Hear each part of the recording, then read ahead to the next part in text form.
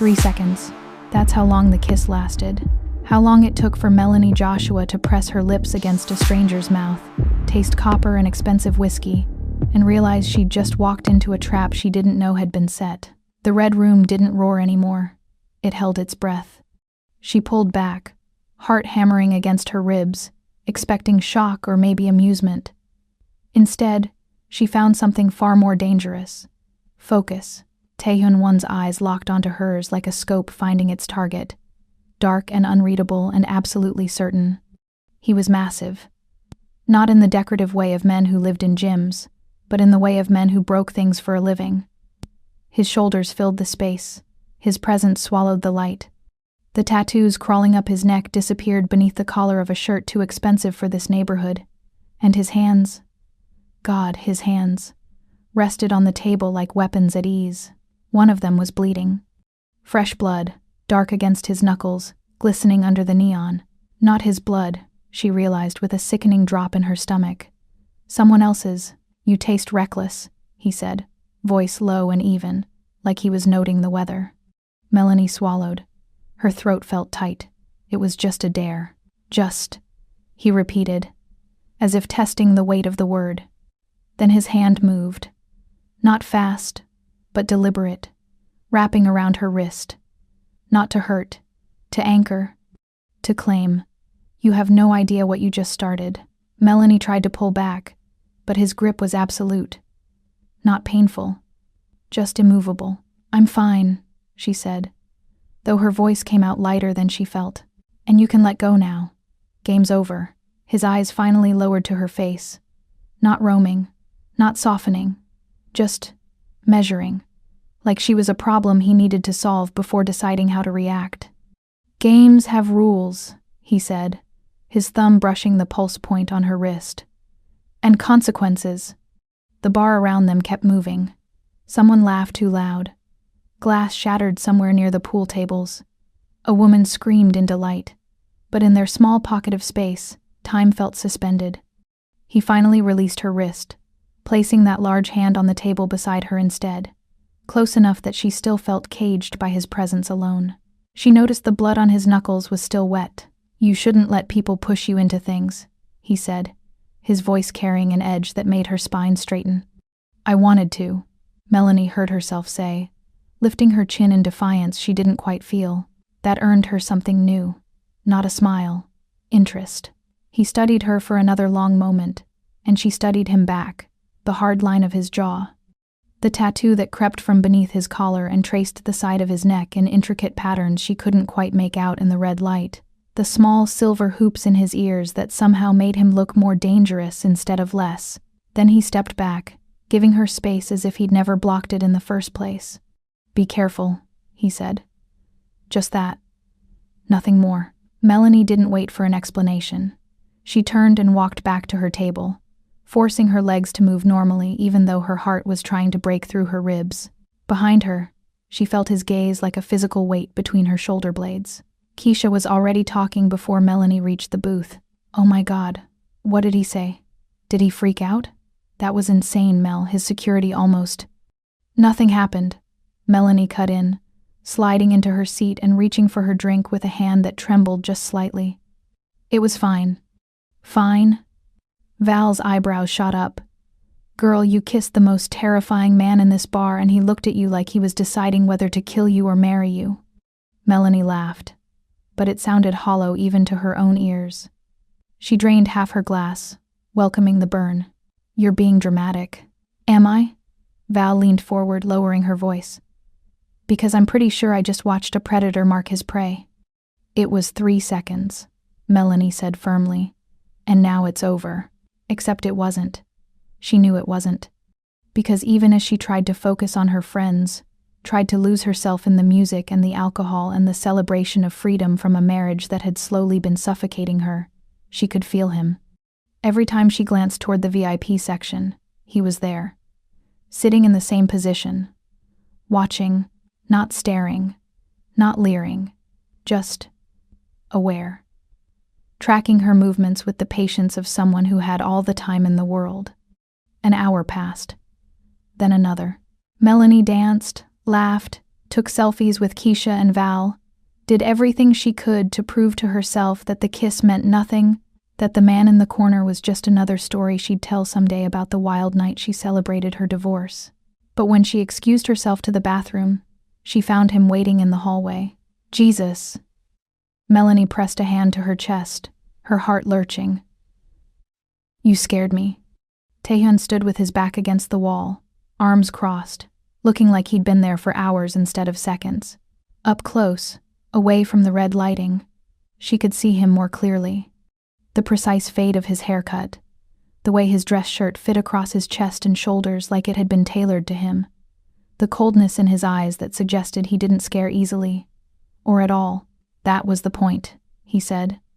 Melanie straightened, trying to reclaim some of the confidence she'd felt when this was all just a dare. Are you following me? You kissed me in my bar. He said it like that explained everything. Maybe it did. I'm following up.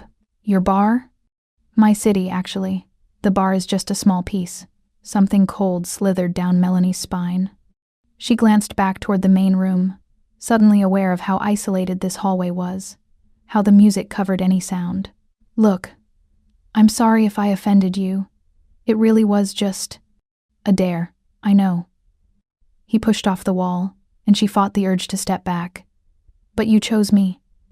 Out of everyone in that room, your friends pointed at me, and you said yes. You were the most serious-looking guy here. It was funnier that way. Funnier, he repeated. And this time there was something that might have been amusement in his voice. Might have been, you have no survival instincts. Excuse me? The man you kissed, Taehyun said, moving closer, was in the middle of a conversation about how many fingers to remove from a debtor before he bled out. The man you kissed has 17 bodies to his name. The man you kissed owns half the illegal operations in K-Town and is currently being investigated by 3 federal agencies. Melanie's breath caught. And you walked up to me, he continued, his voice dropping to something almost intimate. Put your hands on my jacket, pulled me down, and kissed me like you had every right to. He was close now. Close enough that she could smell him. Something expensive and clean beneath the faint metallic scent of blood.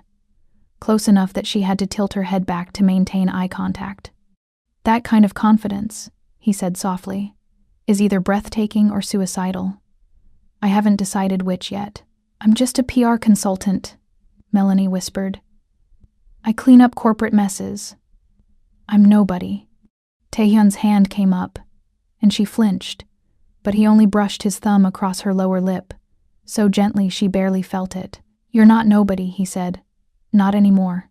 Then he stepped back, straightening his cuffs like they'd been discussing the weather. Go back to your friends. Finish your celebration. But understand something, Melanie Joshua. Her name in his mouth sent chills racing down her arms. You walked into my world tonight.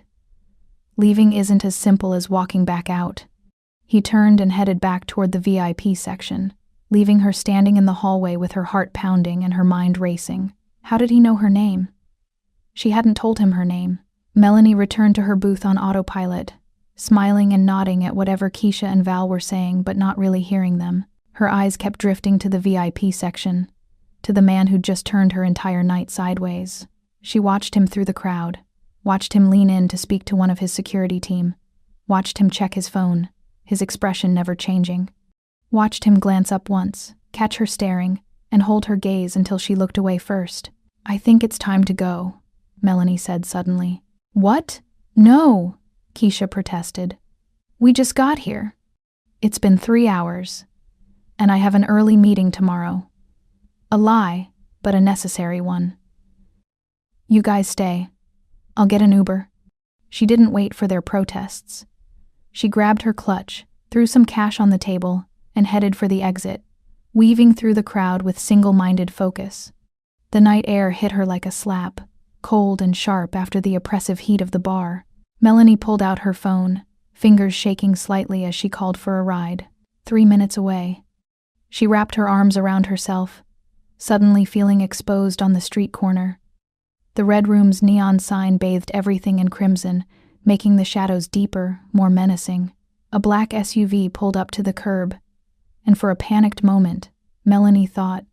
But then the window rolled down, and it was her Uber driver, a middle-aged woman with kind eyes who asked if she was Melanie.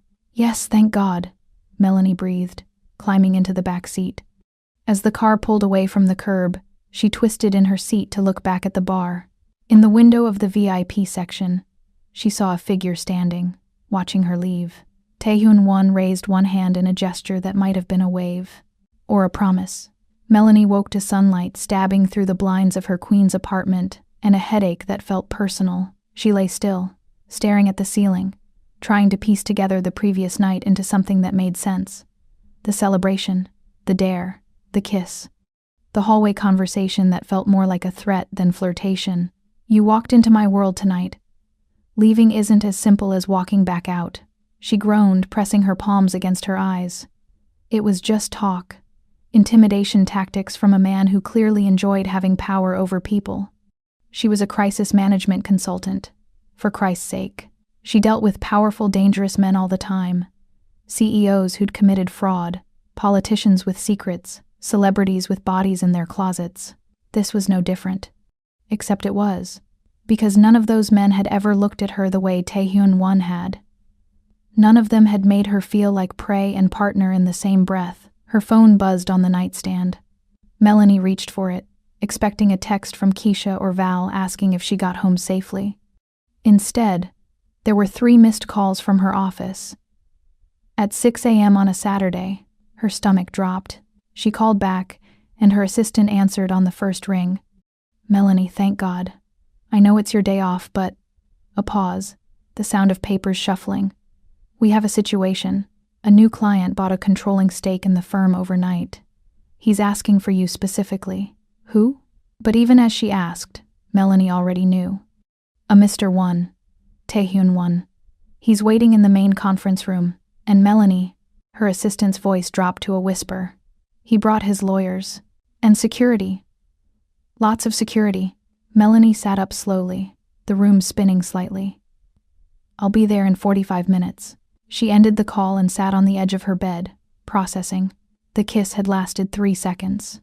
3 seconds that changed everything. 3 seconds that proved Taehyun-won meant every word he'd said in that hallway. She wasn't nobody anymore. And leaving his world was going to be a hell of a lot harder than she'd thought. Because Taehyun-won hadn't just marked her as prey, he'd hired her. And Melanie Joshua had a sinking feeling that this was only the beginning. "Hello, my fierce hearts and midnight wanderers. Before we lose ourselves in this story, make sure you're subscribed and hit that like button to let me know you're here. In the comments, tell me where in the world are you listening from tonight. I love seeing how far our dark romance family reaches. Your support means everything and keeps these stories alive. So find a comfortable spot, dim the lights, and let's begin." The elevator to Joshua and Sterling PR had never felt so slow. Melanie watched the numbers climb. 12, 13, 14, each floor bringing her closer to whatever hell waited on the 16th. Her reflection in the polished steel doors showed a woman who dressed for battle. Charcoal pencil skirt, silk blouse the color of dried blood, heels sharp enough to be classified as weapons. She'd tied her natural curls back into a tight bun, exposing the sharp lines of her jaw and cheekbones. War paint, her grandmother would have called it. The office was wrong the moment she stepped through the glass doors. Too quiet. The receptionist's desk sat empty, her computer monitor still glowing with an abandoned email. Melanie's heels clicked against marble floors that suddenly sounded too loud, each step echoing in the unnatural silence. The usual morning chaos. Phones ringing, keyboards clattering, associates arguing over coffee, had been replaced by something that felt like the moment before a bomb detonates. She saw them through the glass walls of the main conference room, 7 men in black suits flanking the table like cemetery statues. Her business partner, Richard Sterling, sat in the corner, his normally ruddy face gone the color of spoiled milk. And at the head of the table, exactly where Richard should have been sitting, was Taehyun-won. He'd traded the blood-stained shirt from the club for an expensive suit, charcoal gray, perfectly tailored to emphasize the breadth of his shoulders and the narrowness of his waist. His tattoos were hidden beneath crisp white cotton, the collar buttoned high enough to conceal the ink that crawled up his neck. He looked legitimate, legal, like a businessman instead of what he truly was. That made him infinitely more dangerous. Melanie pushed through the door without knocking, letting it swing shut behind her with a decisive click. She met Taehyun's gaze across the room and refused to let hers drop first. "Mr. Sterling, what's going on?" Richard opened his mouth, but nothing came out except a sound like a strangled animal. "Mr. Sterling is no longer relevant to this conversation," Taehyun said, his voice carrying the same dark calm it had in the club. He leaned back in the chair, her chair technically, since she owned 51% of this firm, and gestured to the seat across from him. "Sit. I'd rather stand." "I wasn't asking." His eyes tracked her with predatory focus, and Melanie felt the weight of every person in the room watching this power play unfold. She'd spent 10 years building this company from the ground up, clawing her way through a white-dominated industry that had tried to shove her into a corner labeled diversity hire. She wasn't about to let some criminal take it from her because of a 3-second kiss. But her legs carried her to the chair anyway. Survival instinct, maybe? Or the recognition that sometimes you had to pick your battles, and this room full of armed men wasn't the hill to die on. Taehyun slid a manila folder across the polished wood.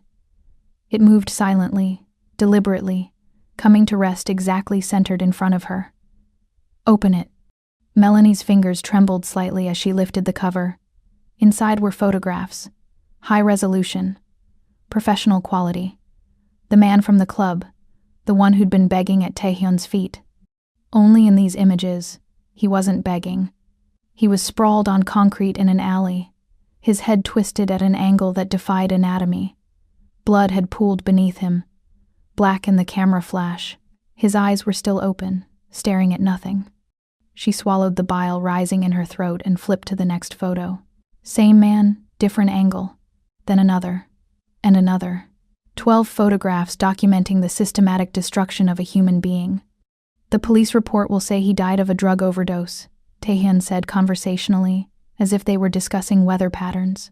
Tragic, really. A promising young accountant brought down by addiction.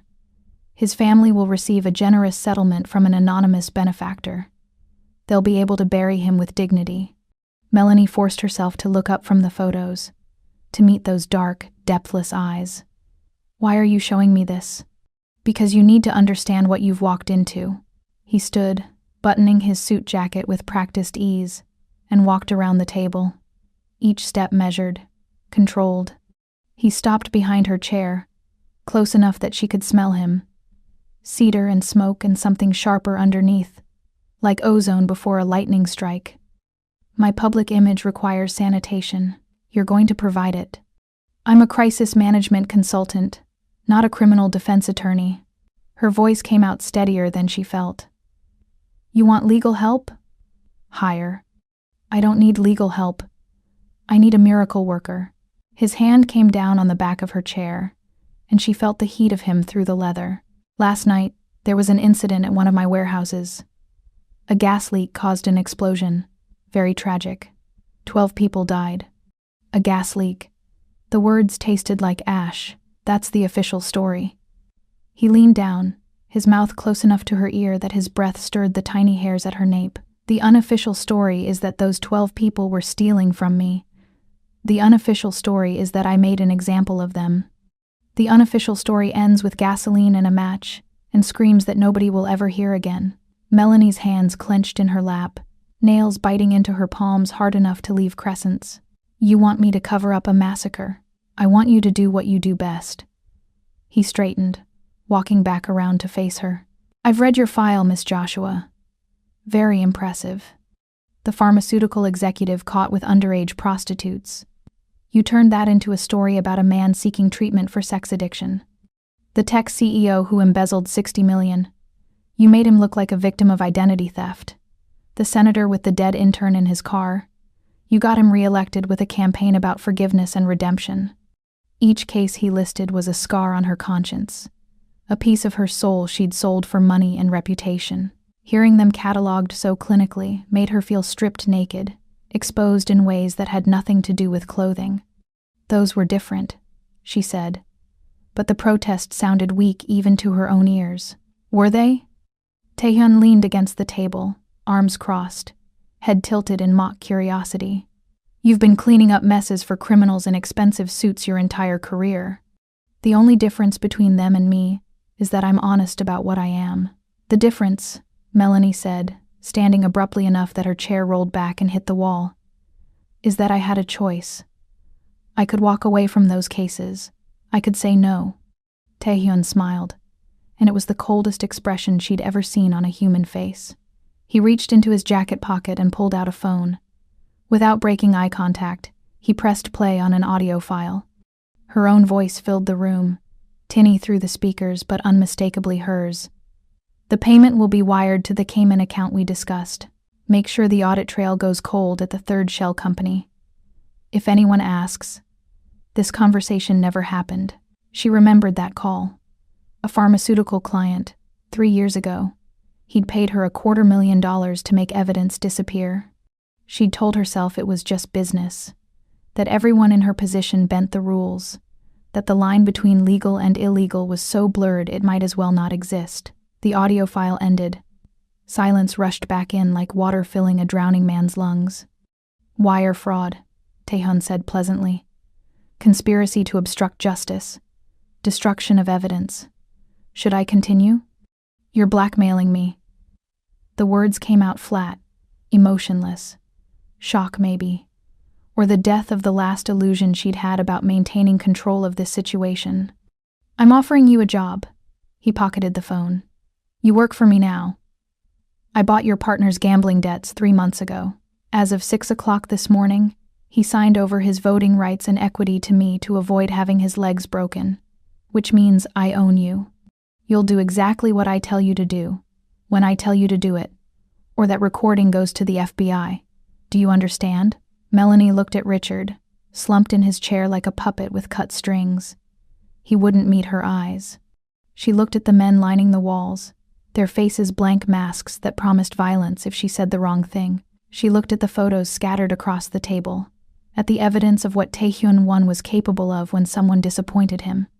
I understand, she said, and felt something fundamental inside her crack. Good. Taehyun moved to the door, pausing with his hand on the handle. The police are holding a press conference at noon about the warehouse fire.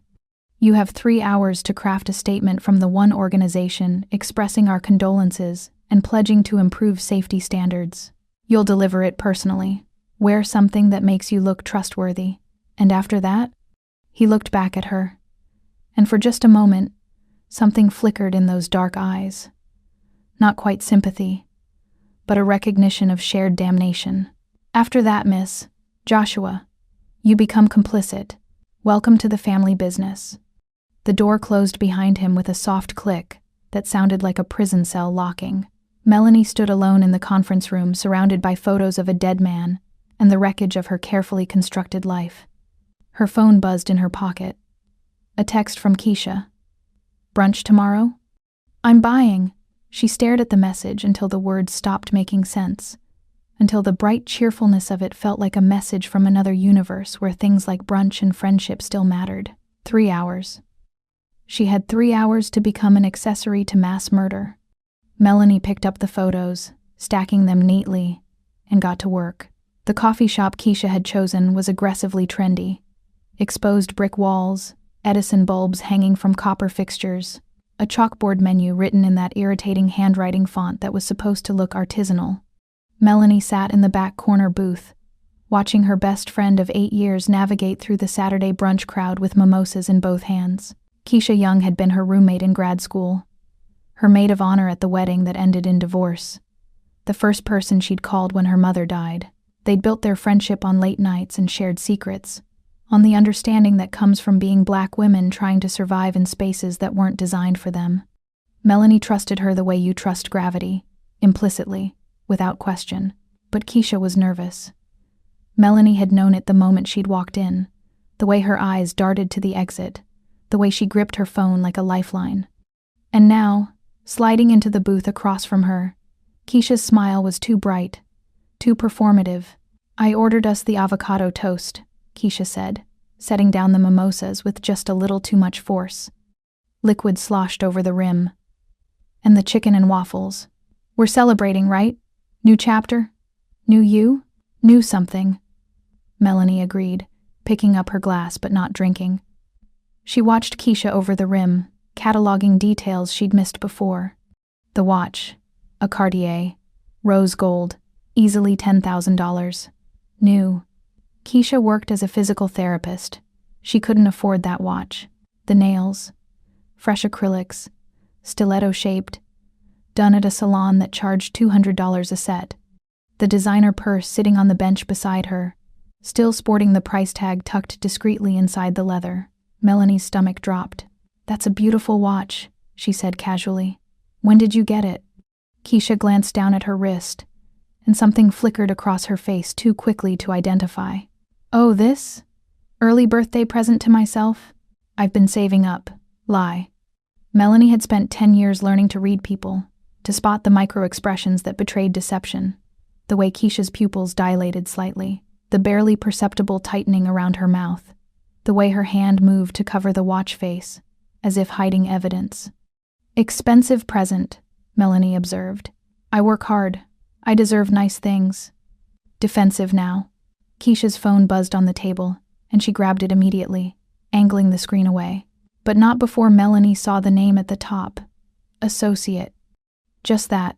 No first name, no emoji. Associate. The coffee shop suddenly felt too warm, the walls pressing in. Melanie's mind raced through the past week, replaying every moment with the cold analytical precision she usually reserved for client crises. The dare hadn't been Keisha's idea. Val had suggested it first, but Keisha had been the one to point out Taehyun specifically, to insist that Melanie pick the scariest-looking guy. And afterward, when Melanie had wanted to leave, Keisha had tried to convince her to stay, to have one more drink, to wait just a little longer. "Keisha," Melanie said softly, "are you in some kind of trouble?" "What? No. Why would you?" Another buzz. Keisha looked at the phone, and her face went pale. Actually pale. The color draining so completely that Melanie could see the foundation line at her jaw. "Let me see your phone." "Mel, that's crazy." "Let me see it." Melanie's voice dropped into the register she used for hostile negotiations, the tone that said this wasn't a request. "Now." Keisha's hand shook as she unlocked the phone and slid it across the table. Melanie picked it up, scrolled through the messages from Associate. Most were mundane. Times, dates, locations. But then, confirmed, the target made contact. Payment transferred. She took the bait. Clean break from here. Don't contact her again unless instructed. We're watching. The date stamp on the last message was from last Saturday, the day before the dare. Melanie looked up slowly. Target? Keisha's eyes were wet, mascara already beginning to run in dark rivulets down her cheeks. Mel, I swear I didn't know. I didn't understand what they wanted. Who are they? But Melanie already knew. She'd known the moment she saw that watch.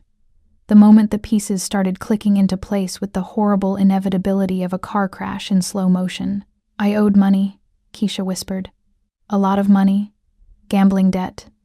I thought I could control it. I thought I could stop. But it got so big.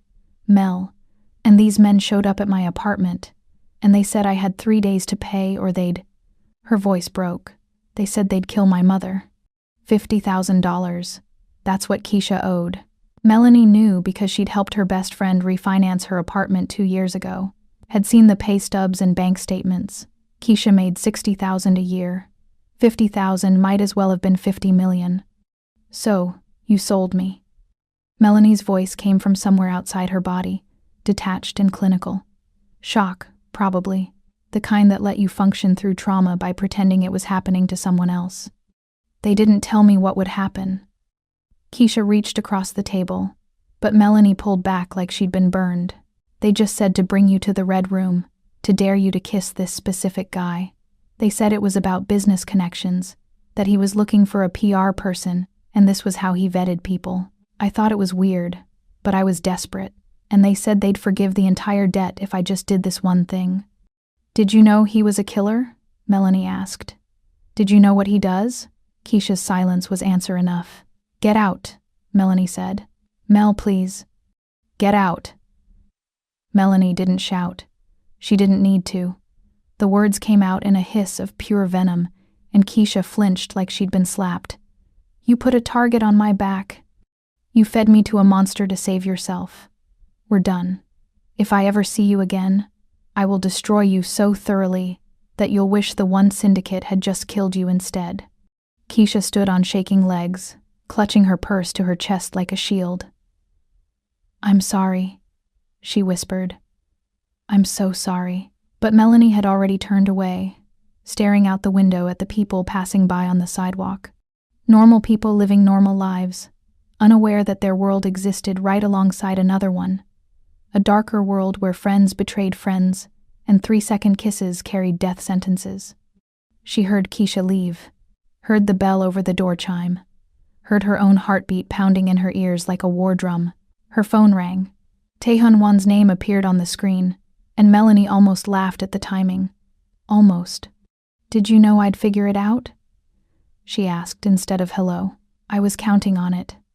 His voice was maddeningly calm. "You're parked on the street outside. Blue Mercedes. You have 60 seconds to get in before I come in and get you. And Miss Joshua, I promise you don't want me making a scene in public." Melanie looked out the window.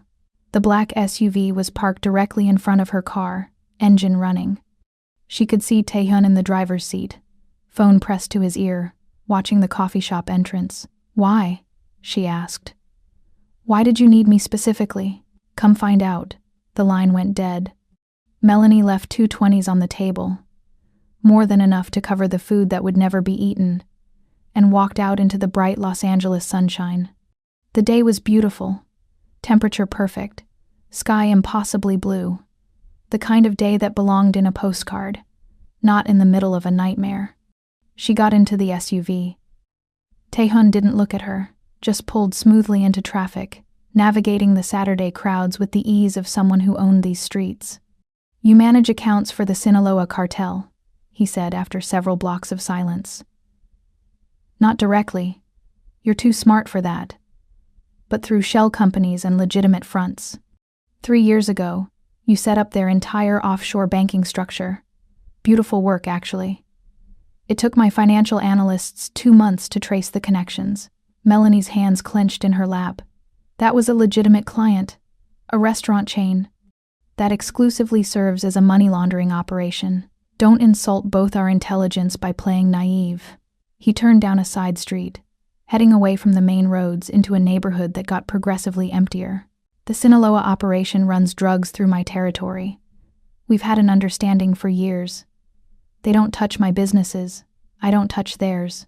But recently, they've gotten ambitious. They want K-Town. They want the port access. They want me gone. And I'm what, leverage? You're a key. You have access to their financial infrastructure, their legitimate fronts, their money flow. With you, I can bleed them dry without firing a single shot." He pulled up to a stoplight, finally turning to look at her. "Your friend's debt was never about money. It was about positioning you. The debt was real, but the timing was mine. I've been waiting for an opening to bring you in without alerting the Sinaloa cartel. When your friend got desperate, my people suggested a solution that would bring you directly to me. I just didn't expect you to be quite so bold." "Then why the charade?" Melanie demanded. "Why buy my company? Why the blackmail? Why not just take me the night of the kiss?" Tae-Hyun's smile was slow, predatory. "Because I needed to know if you'd break or bend. Soldiers I can buy. Partners are much more valuable. I'm not your partner." "Not yet." He reached across the center console, and she froze. But he only opened the glove compartment. Inside was a gun, matte black, compact, lethal. He pulled it out and offered it to her, handle first. "But you will be..." "Take it." Melanie stared at the weapon. "I don't." "Yes, you do. I had your background checked very thoroughly, Miss Joshua. Your father was a Marine. He taught you to shoot when you were 12. You qualified expert marksman at 16. You haven't touched a gun since he died. But the training doesn't fade." He pressed the weapon into her hand, his fingers lingering against hers for just a moment. The safety is off. If you want to kill me, do it now. Shoot me. Drive this car to the nearest police station. Tell them everything. Or put the gun in your purse and accept that we're in this together. The metal was warm from being in the glove box, heavier than she remembered. Melanie wrapped her hand around the grip, muscle memory taking over. Finger resting alongside the trigger guard exactly the way her father had taught her. It would be so easy. One pull, one bullet, end this nightmare before it truly began. She looked at Taehyun-won, at the man who'd blackmailed her, who'd bought her company, who'd orchestrated a friendship betrayal just to trap her. He watched her with complete calm, not a hint of fear in those dark eyes, as if he genuinely didn't care which choice she made. Or maybe he already knew. Melanie put the gun in her purse. "Now you know the cost of loyalty," Taehyun said quietly, putting the SUV back in gear. "Welcome to the war, Miss Joshua. Try not to die before you become useful." They drove into the descending darkness of an underground parking garage, and Melanie understood with crystalline clarity that she'd just crossed a line that could never be uncrossed. The dress had been delivered to her apartment with a note in sharp, masculine handwriting. "Wear this. I'll collect you at 7. Melanie held it up to the light, watching the fabric shimmer like oil on water. Midnight blue silk that would cling to every curve, with a slit up the thigh that bordered on obscene. The label was Italian, the stitching immaculate. Custom made. Which meant Taehyun knew her exact measurements. Which meant he'd been watching her far longer than she'd realized. She should have burned it. Should have called the police. Consequences be damned. Should have run. Instead, she put it on. The dress fit like it had been painted on her body, emphasizing the dip of her waist, the curve of her hips, the length of her legs. She'd let her natural curls free, dark spirals framing her face and spilling over bare shoulders. Makeup was minimal. A swipe of burgundy lipstick, a touch of gold shimmer at the inner corners of her eyes to make them look wider, more innocent. War paint again, but a different kind. The kind designed to distract and disarm. Taehyun arrived at 7 exactly. She watched through the peephole as he stood in the hallway, dressed in a tuxedo that transformed him from criminal into something that could pass for legitimate. Almost, the danger still radiated from him like heat, impossible to disguise no matter how expensive the suit. She opened the door before he could knock. His eyes tracked down her body slowly, deliberately, and Melanie felt that gaze like a physical touch. When he finally met her eyes again, his expression was unreadable. "You wore the dress. You didn't give me much choice." She grabbed her clutch, stepping into the hallway and locking the door behind her. "Where are we going?" "The Artemis Foundation Gala. Charity event. Very high profile." He offered his arm, and she took it because refusing would have been childish. His bicep was solid as stone beneath the fabric. "We need to be seen together, publicly. It establishes you as part of my organization. Makes me a target, you mean? You've been a target since the moment you kissed me." They rode the elevator down in silence, emerged into the parking garage where a limousine waited. The driver opened the door without a word, and Taehyun helped her inside with the practiced ease of someone who'd been doing this his whole life. The interior was soft leather, chilled champagne, and privacy glass. The gala was being held at the Biltmore. Old money, old power. The kind of event where politicians rubbed shoulders with CEOs and everyone pretended their money wasn't soaked in blood. Melanie had attended dozens of these as a consultant, always in the background, always invisible. But tonight, walking in on Taehyun-won's arm, she felt every eye in the ballroom turn to watch. The whispers started immediately. She caught fragments. "New girlfriend. Thought he didn't date. She's gorgeous, but..." Taehyun's hand settled at the small of her back, possessive and warm through the thin silk. "Smile," he murmured against her ear. "You're supposed to be enjoying yourself. I'm supposed to be covering your crimes, not playing dress-up. You're doing both." The warehouse story held beautifully, by the way. The city bought it completely. "You're very good at your job. I'm aware." Melanie accepted champagne from a passing waiter, more for something to do with her hands than any desire to drink. The ballroom was excessive even by LA standards. Crystal chandeliers the size of cars, Marble floors so polished they reflected the lights like water. Floor-to-ceiling towers of white roses. How long do we have to stay? Until I've made my rounds. There are people here I need to see, conversations I need to have. You're my insurance. Your human shield, you mean? He smiled, sharp and predatory. That too. They circulated through the crowd, Taehyun navigating the social hierarchy with practiced ease. He introduced her as his public relations consultant. Technically true, technically legal. The men shook her hand with lingering touches and calculating eyes. The women assessed her with the cold precision of people evaluating competition. Melanie played her part perfectly, smiling and charming and lying with every breath. She was good at this, had always been good at it.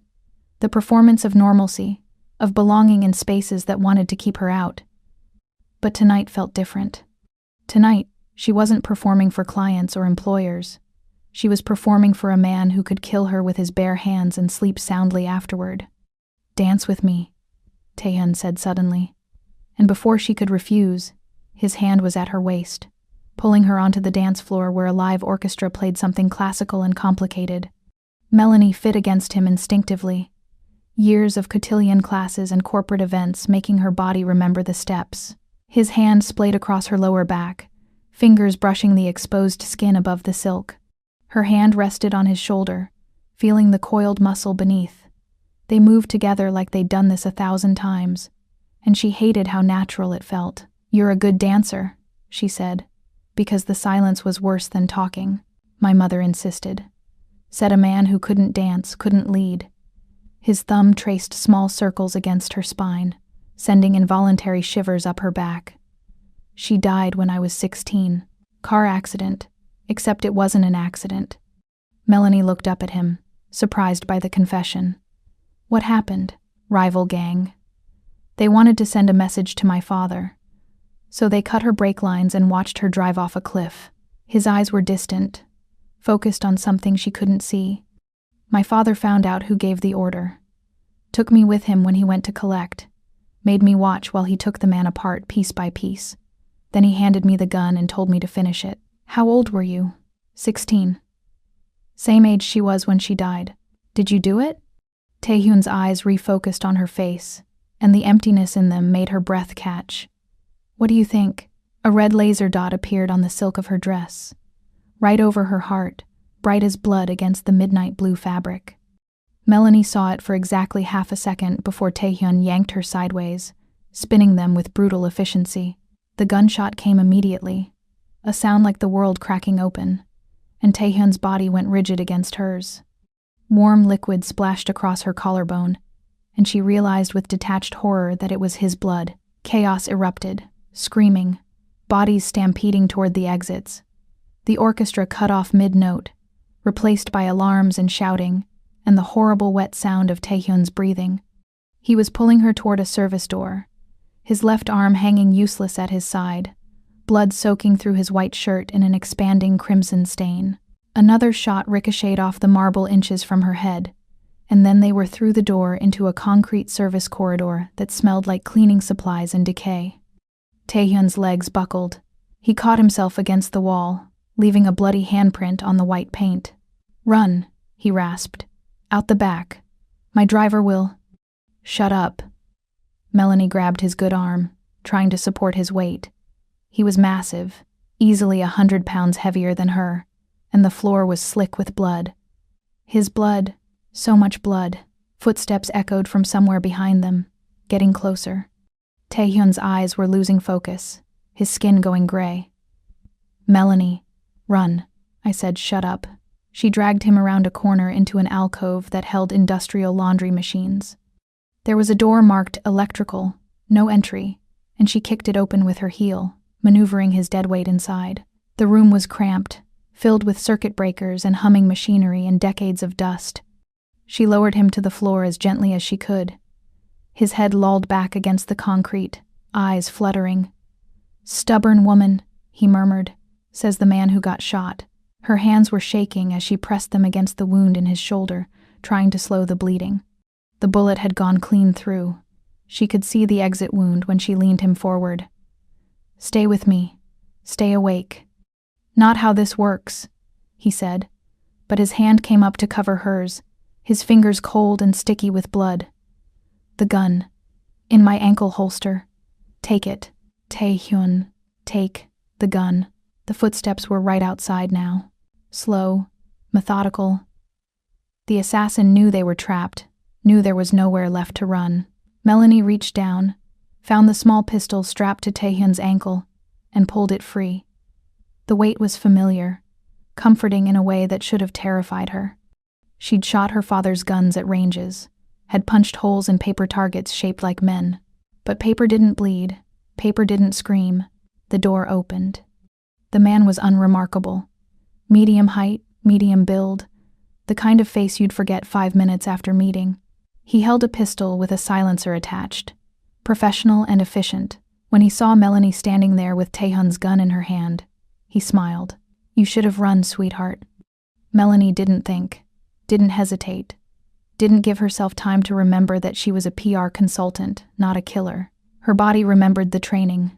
Feet shoulder-width apart, arms extended, front sight focus, and her finger squeezed the trigger.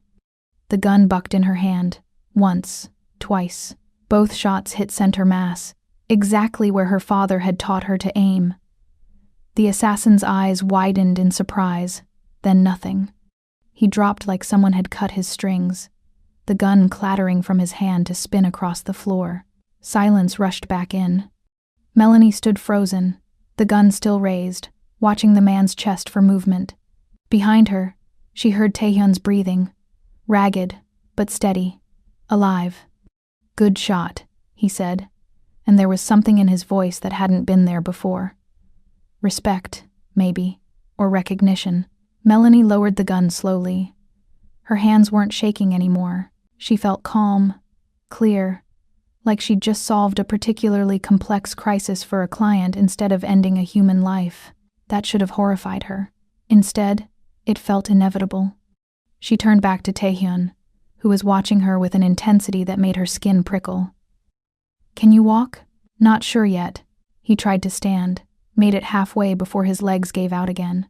Melanie caught him, taking most of his weight, and together they stumbled toward the door. Behind them, the assassin's body cooled on the concrete floor, and Melanie didn't look back. They made it to the service exit, made it to the limousine, where the driver took one look at them and floored it without asking questions. Made it to somewhere dark and quiet where Taehyun slumped against her, his blood soaking into the midnight silk of her dress, his breath warm against her neck. You didn't run, he said. No. Why? Melanie looked down at the gun still clutched in her hand, at the man bleeding out against her shoulder, at the reflection in the window showing a woman she barely recognized. I don't know, she whispered, but that was a lie. She knew exactly why. The safe house was unremarkable from the outside, a small craftsman bungalow in Silver Lake that could have belonged to any young professional trying to survive LA's housing market. Inside, however, the illusion shattered immediately.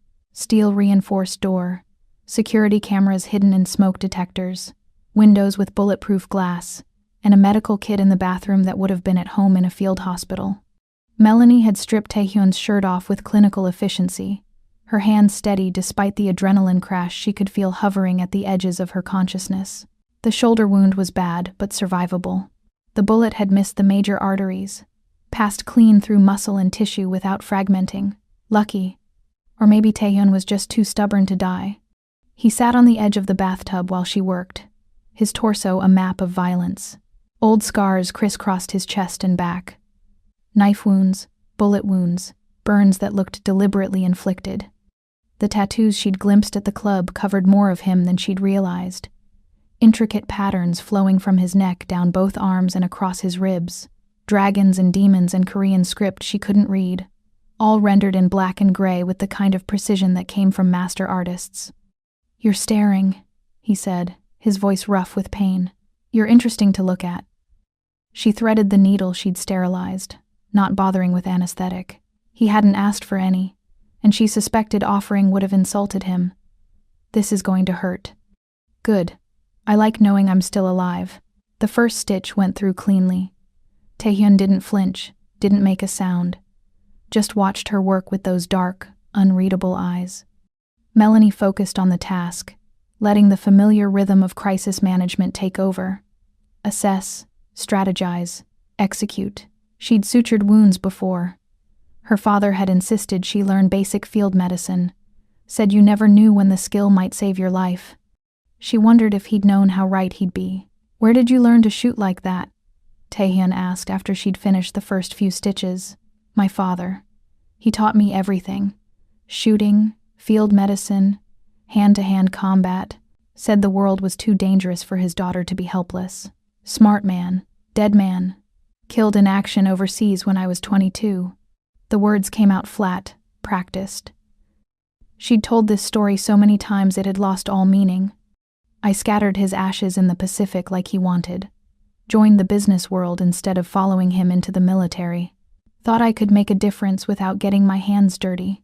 How's that working out for you?" Melanie tied off another stitch with more force than necessary. "I killed a man tonight." "Yes, you did." "I killed him, and I don't feel bad about it."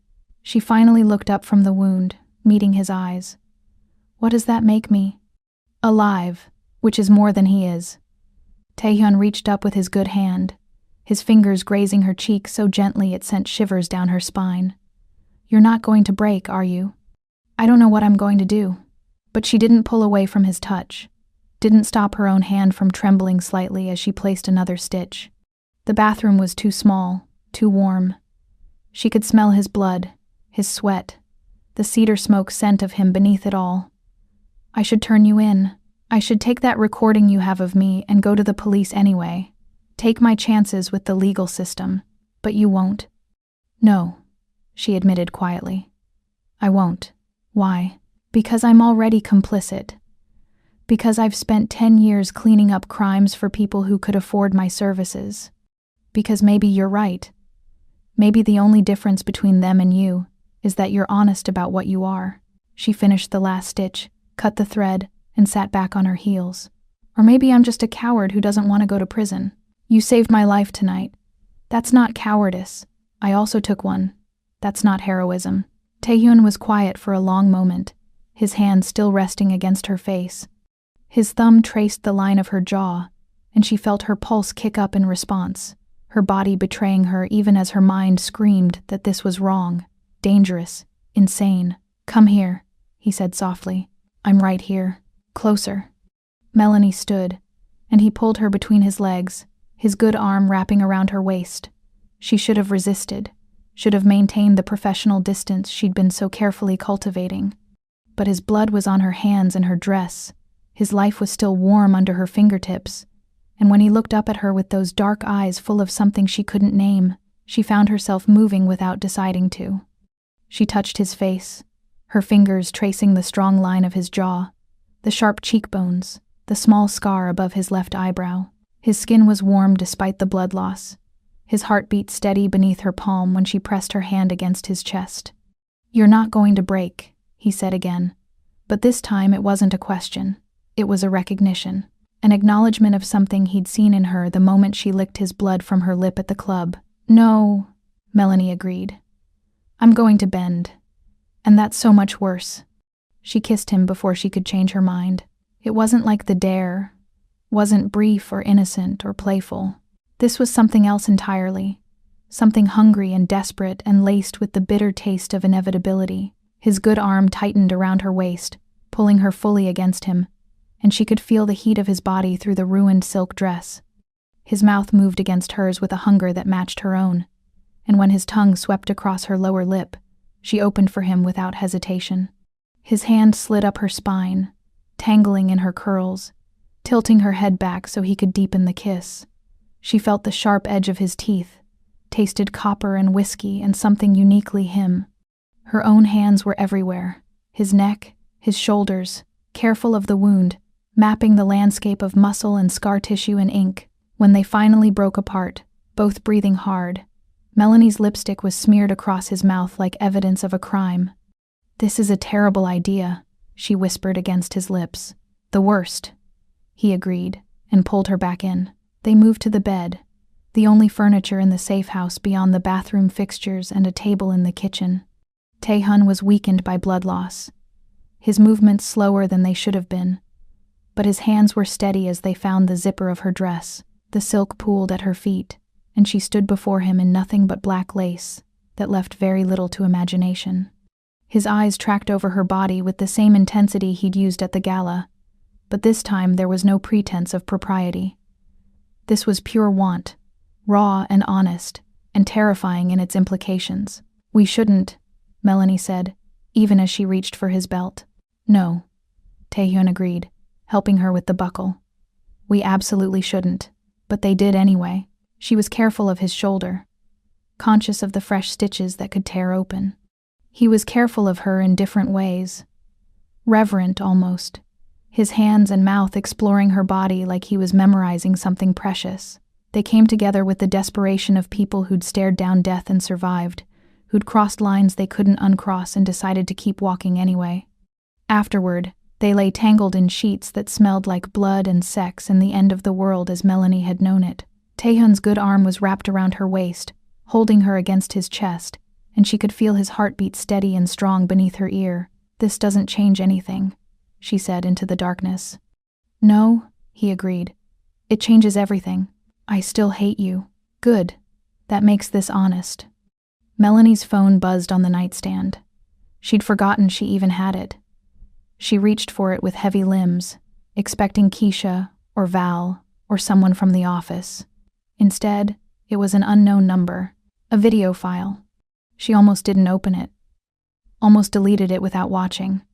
But something made her thumb press play, and then she was watching grainy security footage from the gala. The angle was from above, showing the dance floor in black and white, showing the red laser dot that had hovered center mass on her chest, showing the split second before he'd moved, showing him spin them so his body took the bullet instead of hers.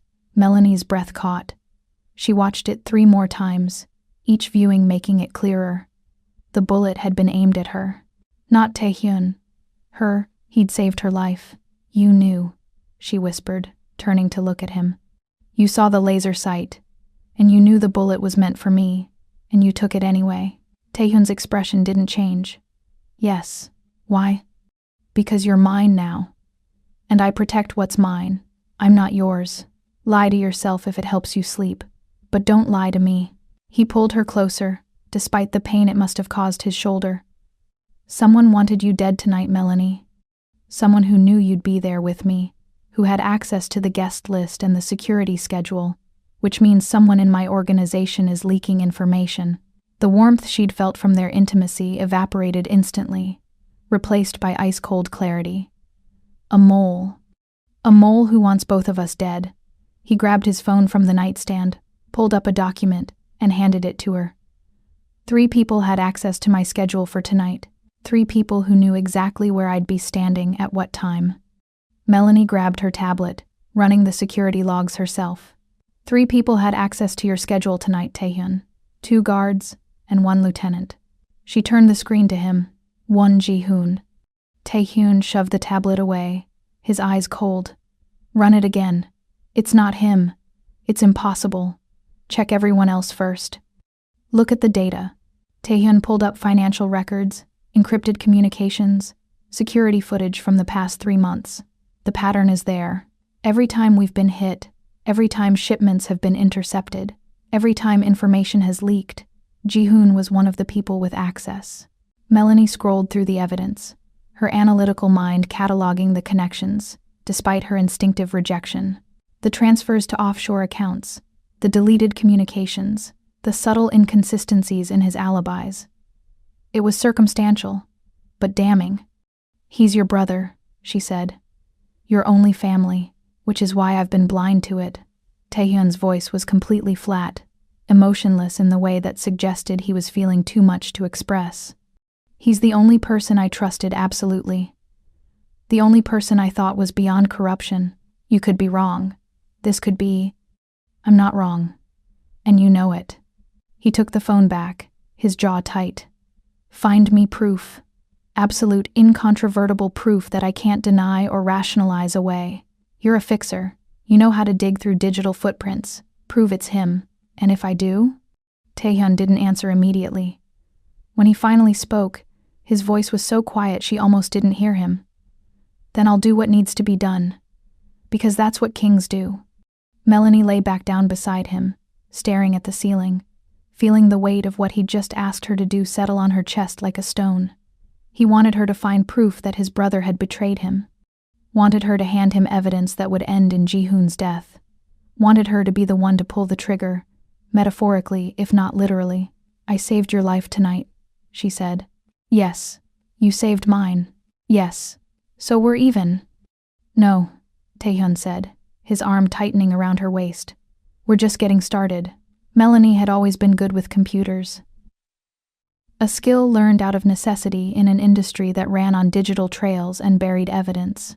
But Ji-hoon Won's security protocols were impressive. Military-grade encryption, rotating passwords, biometric locks on his devices. He was either incredibly paranoid or incredibly guilty, probably both. She'd commandeered a corner of Taehyun's main office, a building in K-Town that officially housed an import-export company and unofficially served as the nerve center of the One Syndicate. 3 monitors surrounded her, each displaying different data streams: financial transactions, communications, logs, surveillance footage. Taehyun's tech specialist, a nervous kid named Jin, did the heavy lifting on the encryption, but Melanie was the one connecting the dots. She directed him where to look, translating the raw data he mined into a narrative of betrayal. She'd been at it for 18 hours straight, fueled by coffee and the sick feeling in her stomach that came from hunting evidence against a man whose only crime might be sharing DNA with a monster. Taehyun hadn't left the building either, though he'd stayed out of her workspace, giving her room to work, or maybe giving himself distance from what she might find. His shoulder was healing. The stitches were holding, the bleeding had stopped, and he'd regained most of his mobility. But she could see the strain in the way he moved, the careful precision that suggested pain just beneath the surface. Her phone buzzed. An unknown number, but the area code was familiar. DC, Federal. She almost didn't answer, almost let it go to voicemail. But 18 hours of staring at financial records had fried her decision-making capabilities, so she picked up. Hello? Melanie. The voice was familiar in a way that made her stomach turn. It's been a while. Fred. Her ex-husband, FBI Special Agent Fred Wright, who'd served her divorce papers 2 years ago with a smile and a promise that he'd never speak to her again. How did you get this number? She asked, her voice flat. I'm FBI, Mel. I can get any number I want. He sounded exactly the same. Smooth, confident, the kind of voice that had convinced her to marry him 8 years ago. I heard you've been keeping interesting company lately. Taehyun Won. That's a dangerous man to be associated with. I'm his PR consultant. It's a professional relationship. Is that what you call sleeping with him? Fred let that hang in the air for a moment. We have surveillance footage from the safe house in Silver Lake. Want me to describe what I saw? Melanie's blood went cold. That's illegal surveillance. Necessary surveillance. One is the target of a major federal investigation. Anyone in his orbit is fair game. A pause. I'm worried about you, Mel. This man is a killer. He's dangerous. Let me help you. I don't need your help. Yes, you do. Meet me tomorrow. Silver Lake Reservoir, the south entrance. 2 p.m. Come alone. His voice softened, taking on the intimate tone he'd used when they were married. I still care about you. I don't want to see you go down with him. The line went dead before she could respond. Melanie sat staring at her phone, her mind racing. Fred wanted to meet. Fred, who'd walked away from their marriage claiming he couldn't be with someone who compromised their ethics for money. Fred, who'd made her feel small and dirty for the work she did. Fred, who was suddenly very interested in her relationship with Taehyun Won. Something was wrong. Federal agents didn't reach out to potential witnesses like this. They subpoenaed them, brought them in for formal questioning. They didn't make clandestine phone calls with promises of help. She looked back at her monitors, at the evidence she'd been compiling on Ji-hoon. Then she opened a new search window and typed in a name. Fred Wright. 30 minutes later, she walked into Taehyun's private office without knocking. He was standing at the window overlooking K-Town, a glass of whiskey in his hand, watching the city lights like they held answers to questions he didn't want to ask. I need to tell you something, she said. He turned, and his eyes tracked over her face with that unsettling intensity. You found something. Yes, but not what you expected. She pulled up her phone, showing him the financial records she'd uncovered. Fred Wright, my ex-husband, FBI special agent, also, apparently, on the Sinaloa cartel's payroll. Taehyun took the phone, scrolling through the evidence. Explain. He's been moving money for them for 3 years, using his position to provide cover, to run interference with federal investigations. He's not trying to take you down because you're a criminal. He's trying to take you down because you're competition. She pulled up more files. The Sinaloa operation wants K-Town. Fred is the one helping them get it, and he just called me, asking to meet tomorrow. Alone? Alone. Taehyun's expression didn't change, but she saw his hand tighten around the whiskey glass. He wants the encryption keys, the ones you created for the Sinaloa offshore accounts. How did you? Because it's what I would do. You have access to their entire financial infrastructure. With those keys, he could drain their accounts, make it look like you did it, and eliminate both his bosses and his competition in one move. He drained the whiskey, set the glass down with careful control. You're not going to that meeting. Yes, I am. Melanie. He's dirty. You know it, I know it. But I need proof I can use. The kind that holds up in court, not just in the criminal underworld. She crossed her arms, meeting his gaze. I go to the meeting. I get him talking. Your people record everything. Then we have evidence that a federal agent is working with the cartel, and we can use that to what? Turn him into his fellow agents? Half of them are probably on the take too. Taehyun moved closer, his presence filling the space between them. You walk into that meeting, you might not walk out. Then make sure your surveillance team is good. This isn't your fight. Yes, it is. He used me, used our marriage. He knew what I did for work, knew the clients I managed, and he married me to get access. The realization settled over her like a heavy coat, suffocating and inescapable. I was never his wife.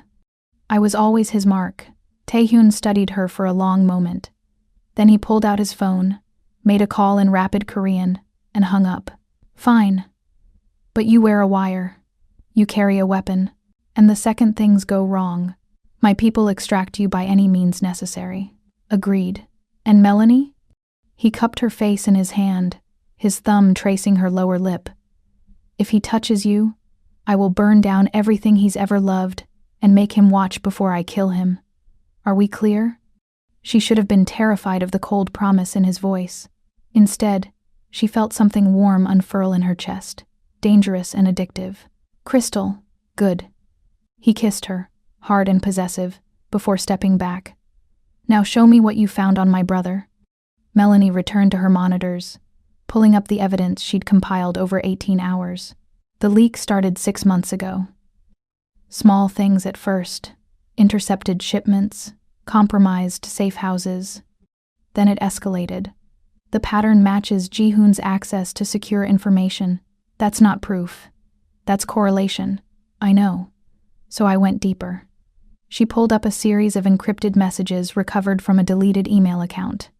These are communications between someone using the alias Crown Prince and a Sinaloa lieutenant. They're discussing your operations in detail. Security protocols, shipment schedules, personnel files. Taehyun leaned over her shoulder, reading the messages. His jaw was tight, his shoulders rigid. Anyone could have created that alias. Agreed, except for this. She pulled up metadata from one of the messages. The email was sent from a device that pinged off a cell tower near Ji-hoon's apartment at 2:30 in the morning. On a night when he told you he was out of town. Silence. Heavy and terrible. It's circumstantial, Taehyun said finally. It's a pattern, and there's more. Melanie pulled up bank records. Ji-hoon has been making deposits to an offshore account. Small amounts, easy to miss, but they add up to just over $2 million in the past 6 months. Where's the money coming from? I don't know yet. The trail goes cold at a shell company in the Caymans. But I'll find it. She turned in her chair, looking up at him. You asked for proof. I'm getting you proof. But Taehyun, You need to prepare yourself for what I'm going to find." He didn't respond, just stared at the monitors like they were showing him footage of his own execution. "He's your brother," Melanie said softly. "If you want me to stop—" "No, keep digging." His voice was completely flat. "I need to know, whatever the cost." She worked through the night, tracing the money, following the digital breadcrumbs Ji-hoon had tried to erase. Tae-hyun stayed with her, pacing the office, drinking whiskey with mechanical precision, his face a mask that revealed nothing. By dawn, she had it. The smoking gun. The absolute proof. "The money is coming from the Sinaloa cartel," she said, her voice hoarse from hours of not speaking. "They've been paying Ji-hoon $200,000 a month to feed them information. They want to take over your territory, and he's helping them do it." Tae-hyun stood at the window, backlit by the rising sun, his silhouette perfectly still. "Why? I don't know. Find out." So she kept digging, pushing past exhaustion, past the ethics that should have made her stop. And finally, buried in encrypted communications, she found it. A message from Ji-hoon to the Sinaloa lieutenant. "He's my brother, but he's also the man who killed our father. I don't care about the money. I want to watch him bleed." Melanie's hands shook as she pulled up the message for Tae-hyun. "He blames you for your father's death. My father died 5 years ago. Heart attack. That's what the death certificate says. But Ji-hoon believes differently. She found the attachment, a coroner's report that had been sealed, marked confidential. He thinks you poisoned him, that you wanted control of the organization and killed your father to get it." Tae-hyun read the report in silence. When he finished, he carefully set the phone down on the desk. "I didn't kill my father. I know." "How do you know?" "Because if you had, you wouldn't need me to prove your brother's guilt. You'd just kill him and move on." She stood, crossing to where he stood at the window. "But you don't want to believe he betrayed you. You want me to be wrong." "Yes," he admitted quietly. "I do." "I'm not wrong." "No, you're not." They stood together, watching the sun climb higher over Los Angeles. And Melanie wondered if this was what damnation felt like. Not fire and brimstone, but the slow realization that everyone you trusted was a liar, and the only honest thing in your life was the monster who'd bought your company and blackmailed you into compliance. "I'm meeting Fred tomorrow," she said. "After that, we deal with Ji-hoon." "After that," Tae-hyun agreed, "we go to war." The press conference was Melanie's idea. After the gala shooting, Tae-hyun's reputation had taken a hit. The media was circling, asking questions about security failures and rumors of gang violence. They needed a show of strength, a demonstration that the one organization was legitimate, professional, untouchable. So Melanie had arranged everything. The venue at the Four Seasons, the media list carefully curated to include sympathetic outlets, the talking points designed to project confidence without admitting guilt. Tae-hyun would announce a major charitable initiative, a community center in K-Town, $50 million invested in youth programs and small business development. He would look like a pillar of the community, not a crime lord. And Melanie would stand beside him, the polished professional who'd transformed his image from dangerous to respectable. She'd spent the morning in preparation, choosing her outfit with calculated precision, a cream suit that photographed well under camera lights, minimal jewelry, hair pulled back in a professional bun. She looked competent, trustworthy, like someone who'd never killed a man in a service corridor or slept with her criminal employer. The press room was packed. Journalists crowded the space, cameras set up in rows, the energy electric with anticipation. Melanie stood backstage with Tae-hyun, doing final run-throughs of his talking points, making sure he knew which questions to deflect and which to answer. "You're good at this," he said, adjusting his tie in the mirror. "It's what you pay me for." "Is it?" He turned to face her, and something in his expression made her breath catch. "What we are, Melanie. It's not just business anymore." "Yes, it is. That's all it can be. Lie to yourself if it helps. But don't lie to you. I know." She straightened his collar, her fingers lingering against the fabric. "After this, we deal with Ji-hoon, and then we figure out what comes next." The stage manager gave them a 5-minute warning. Melanie took one last look at Taehyun, powerful, composed, every inch the legitimate businessman, and felt something twist in her chest that might have been pride or might have been grief for the person she used to be. They walked on stage together. The camera flashes were blinding, the noise deafening. Melanie took her place slightly behind and to the left of the podium, the position that said advisor without demanding attention. Taehyun approached the microphone, and the room quieted. "Good afternoon," he began, his voice steady and authoritative. "Thank you all for coming. I know there have been questions following the incident at the Artemis Foundation Gala, and I want to address those concerns directly." Melanie watched the journalists, reading their body language, identifying the friendly faces and the hostile ones. Everything was going according to plan. Taehyun was hitting his marks, staying on message, projecting exactly the image they'd crafted, and then he went off script. "But before I discuss the charitable initiative, I need to address a personnel matter." He turned, looking directly at Melanie. "Miss Joshua, would you please step forward?" Confusion flickered across her face, but she moved to the podium anyway, maintaining her professional mask. "Yes, I'm terminating your employment with the one organization, effective immediately." The room erupted. Journalists shouted questions. Camera flashes intensified. Melanie stood frozen, not understanding, waiting for the punchline that didn't come. "Miss Joshua has been under investigation for embezzlement," Taehyun continued, his voice cutting through the chaos. "We discovered that she has been systematically stealing from our organization for the past 3 months. The total amount exceeds $2 million. "That's not true," Melanie said, her voice barely audible over the noise. "Security has already seized your accounts and your passport.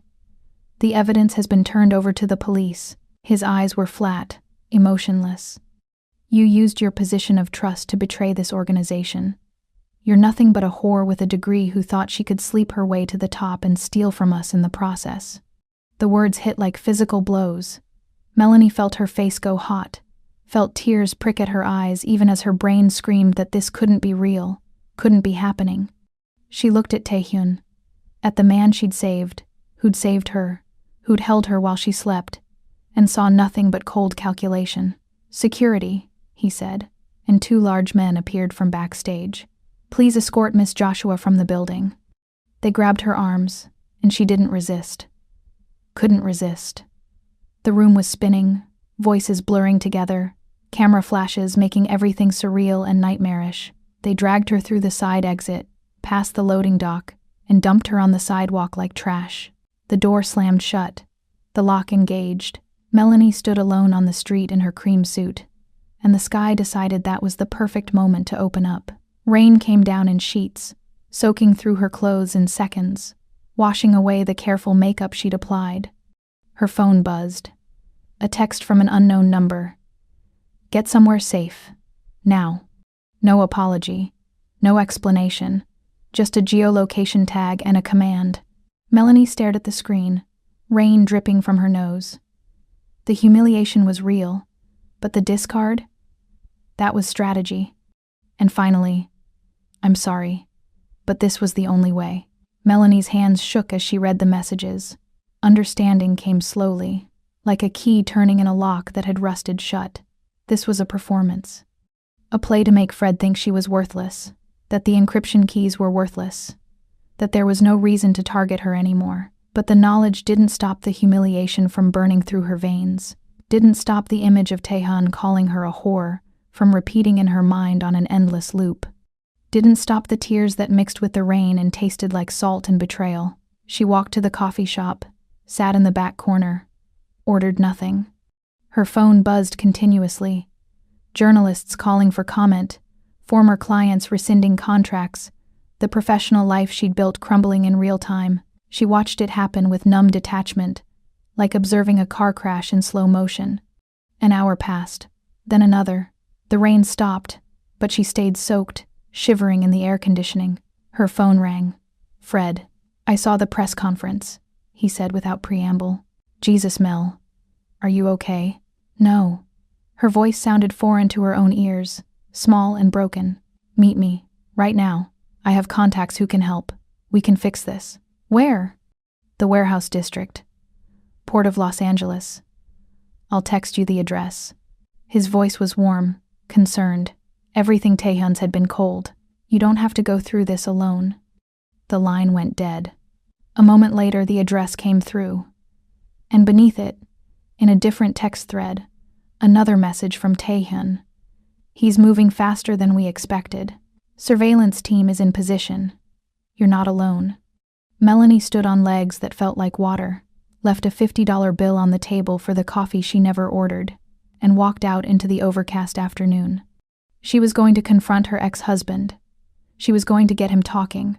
She was going to bring down a corrupt federal agent and cripple the Sinaloa cartel's operations. And maybe, just maybe, she was going to prove to herself that what Taehyun had done on that stage was strategy, not truth.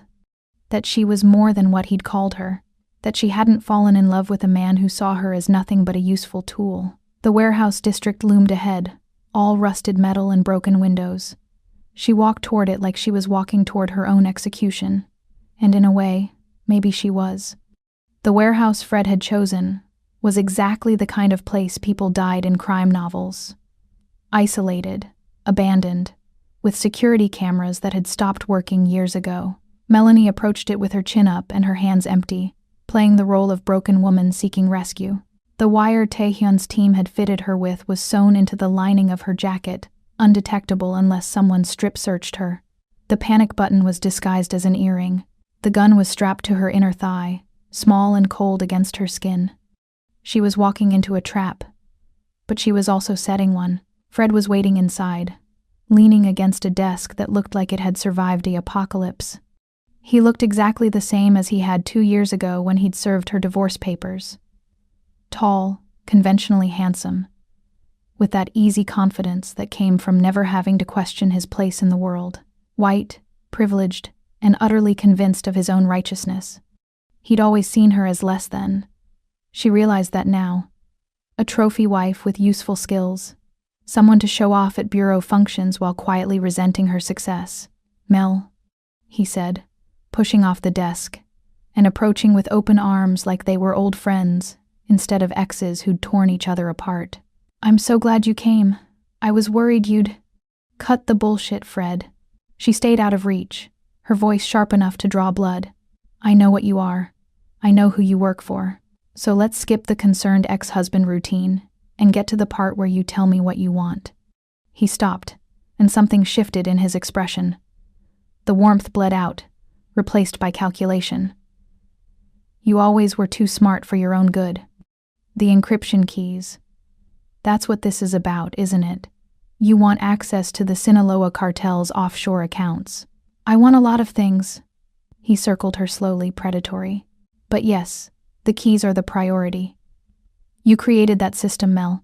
You're the only person who can access it without triggering the security protocols. And you think I'll just hand them over? After you ruined my reputation on national television?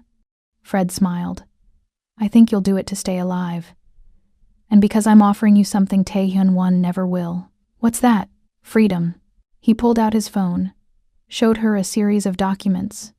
New identity, offshore accounts in her name. A fresh start in a country without extradition treaties. You give me the keys, you walk away from all of this. Clean break, new life. Melanie looked at the documents, at the promise of escape, and felt nothing but contempt. You really think I'm that stupid? I think you're that desperate. He pocketed the phone. The Sinaloa operation wants you dead, Mel. You know too much. You've seen too much. The only reason you're still alive is because they think you might be useful. Prove you're not, and they'll gut you like a fish. And what about you? You're FBI. Aren't you supposed to protect people, not threaten them? I protect people who deserve protection. You've been enabling criminals for a decade. You're as dirty as they are. He moved closer, close enough that she could smell his cologne, the same expensive brand he'd worn when they were married. Give me the keys, and I'll make sure you live through this. Refuse and I'll let nature take its course. Melanie's mind raced, calculating angles. Taehyun's surveillance team was listening to every word. They had Fred on tape now, admitting to extortion, admitting to working with the cartel. But she needed more. needed him to give up names, locations, the full scope of the FBI corruption. "I don't have the keys," she lied. "They're encrypted separately. I'd need access to the original servers to retrieve them, then get access." "I can't. Taehyun fired me, remember? I don't have security clearance anymore." Fred studied her, and she could see him weighing her words, deciding if she was telling the truth. "Then I guess you're not as useful as I thought." He pulled a gun from his waistband, standard FBI issue, which somehow made it worse, and pressed it against her temple. The metal was cold, impersonal. Melanie's heart kicked into overdrive, but she forced herself to stay calm, to breathe through the terror. "Last chance," Fred said. "The keys. Now. They're in my apartment." A USB drive hidden in the bookshelf. Second shelf, behind the Toni Morrison novels. Another lie, but delivered with enough specificity to sound convincing. Fred's finger relaxed slightly on the trigger. "See? That wasn't so hard." He pulled out his phone, made a call in rapid Spanish. Melanie caught fragments. "Apartment, USB, secure it." While he was distracted, Melanie turned to the guard watching the door. "He's going down," she whispered, nodding at Fred. "I have the codes to the account he's trying to access. Let me at that terminal for 30 seconds, and I'll transfer $5 million to you right now."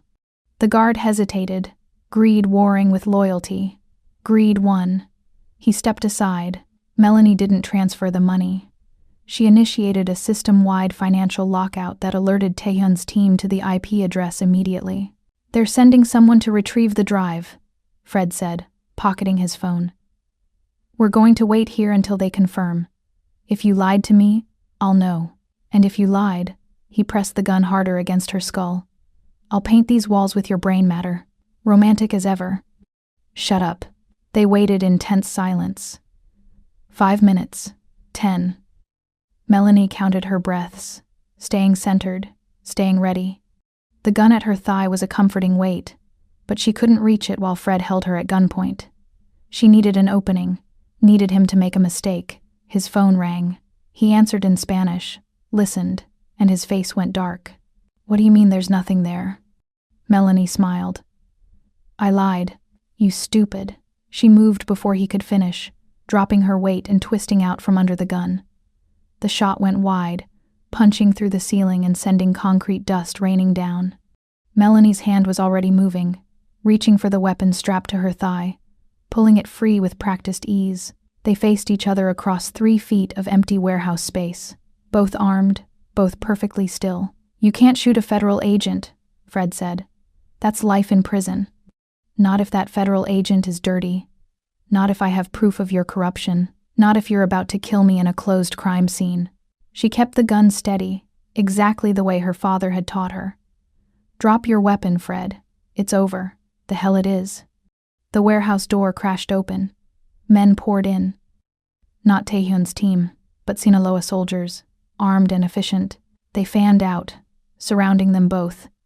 And Melanie realized with sinking dread that Fred had been stalling, waiting for backup. "Drop your weapon," Fred said again, and this time there was triumph in his voice. "You're outnumbered, outgunned, and out of options." Melanie looked at the 10 men with automatic rifles pointed at her head, at her ex-husband with his smug smile, at the situation that had gone from bad to catastrophic. And she started laughing. "Something funny?" Fred asked. "You still don't get it." She lowered her gun slowly, carefully, and set it on the floor. "I didn't come here to escape. I came here to stall." "Stall for what?" "For this." The lights went out. Emergency generators kicked in after 3 seconds, but those 3 seconds were enough. Melanie dropped, rolled, came up behind a support pillar as gunfire erupted from the warehouse rafters. Taehyun's team, positioned before she'd even arrived, opened fire with surgical precision. The Sinaloa soldiers went down one by one, professional and efficient. Fred ran for the back exit, but stopped dead. Standing in the doorway, gun raised not at Taehyun, but at Melanie, was one Ji-hoon. "You shouldn't have dug so deep, Melanie," Ji-hoon said, his finger tightening on the trigger. Taehyun stepped out of the shadows, his own gun leveled at his brother's head. "Drop it, Ji-hoon, or I drop you," "Hello, Agent Wright," Taehyun said pleasantly. "We need to talk." Melanie stayed behind her pillar, breathing hard, adrenaline singing through her veins. From her position, she could see her ex-husband on his knees, hands zip-tied behind his back, blood running from a cut on his forehead. Taehyun stood over him, and the cold fury in his expression was terrifying to witness. "Where are the others?" Taehyun asked. "The other FBI agents on the cartel payroll. Names." Fred spit blood. "Fuck you." Taehyun nodded to one of his men, who stepped forward and broke Fred's pinky finger with casual efficiency. The scream echoed off the concrete walls. "Names," Taehyun repeated. "I'll kill you," Fred gasped. Another finger broke. Another scream. Melanie watched, and some small part of her, the part that had gone to law school, that had believed in justice and fairness and the rule of law, recoiled in horror. But the larger part, the part that had been forged in the past weeks of violence and betrayal, felt only cold satisfaction. "The files," she called out, emerging from behind the pillar. "Fred keeps backup files, insurance against his superiors. They'll be in a safety deposit box. First National Bank, downtown branch, box number 447. Fred's face went white. "How did you?" "Because I know you. You're paranoid and controlling, and you never trusted anyone." She walked closer, looking down at the man she'd once loved. "The files will have everything. Names, dates, transaction records. Enough to bring down your entire operation." Taehyun's smile was sharp as broken glass. "Thank you, Miss Joshua. That's very helpful." "What are you going to do with him?" she asked. "What do you want me to do with him?" The question hung in the air between them, weighted with implications. Taehyun was offering her a choice. Justice, his way, quick and permanent. Or justice, the legal way. Courts and lawyers and the possibility that Fred might walk free on technicalities. Melanie thought about the press conference, about being called a whore on national television, about the humiliation and the betrayal and the systematic destruction of everything she'd built. "Keep him alive," she said finally. "He's worth more to us as a witness than a corpse. Use the files to flip him. Make him testify against his co-conspirators." "Are you sure?" "I'm sure." She turned to Fred. "You're going to spend the rest of your life looking over your shoulder, knowing that Taehyun 1 let you live because I asked him to. You're going to wake up every morning and remember that I could have had you killed, and I chose mercy instead. And that's going to hurt worse than any beating he could give you." Fred stared at her with something that might have been respect or might have been fear. "Take him," Taehyun ordered. His men hauled Fred to his feet, dragging him toward a van waiting outside. When they were gone, Taehyun turned to Melanie. "You're bleeding." She looked down. There was blood on her jacket. Hers, from where she'd scraped her arm during the roll. "It's nothing. Let me see." He crossed the space between them, gentle hands examining the wound. "We need to get you cleaned up. After. First, we need to retrieve those files before someone else does. My people are already on it."